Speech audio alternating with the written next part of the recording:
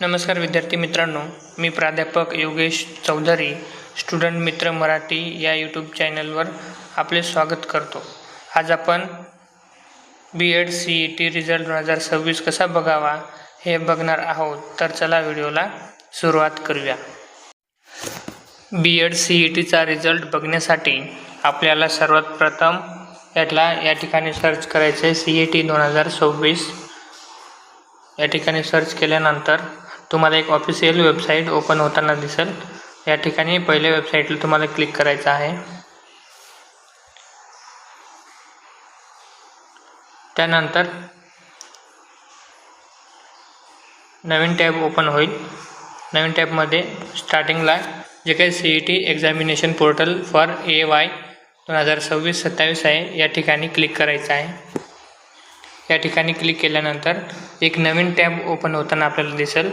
या नवीन टॅबमध्ये आपल्याला जे काही आपलं ईमेल ID असेल आणि जे काही आपण B.Ed CETचा जे काही फॉर्म भरत असताना जो काही ईमेल ID आणि पासवर्ड टाकला आहे तो ईमेल ID आणि पासवर्ड टाकून या ठिकाणी आपल्याला लॉग इन करायचं आहे। लॉग इन केल्यानंतर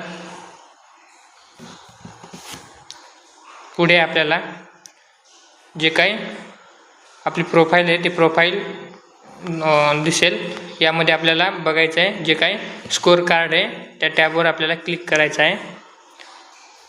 त्या टॅबवर क्लिक केल्यानंतर असा डॅशबोर्ड पुढे ओपन होईल। या डॅशबोर्डमध्ये जर आपण B.Ed जनरलसाठी अर्ज केला असेल तर महा B.Ed जनरल या ठिकाणी क्लिक करायचं आहे।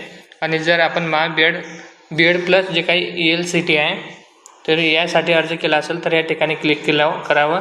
आता आपण B.Ed जनरल या ठिकाणी क्लिक करूया।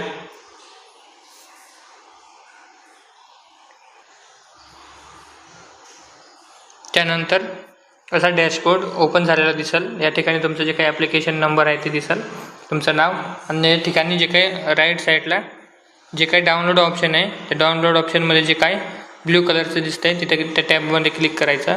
त्या टॅबमध्ये क्लिक केल्यानंतर जे काही तुमचं रिझल्ट आहे, स्कोअर कार्ड आहे ते आपल्याला बघायला मिळेल। तर विद्यार्थी मित्रांनो, तुम्हाला व्हिडिओ आवडला असेल तर लाईक, शेअर आणि सबस्क्राईब करायला विसरू नका। धन्यवाद।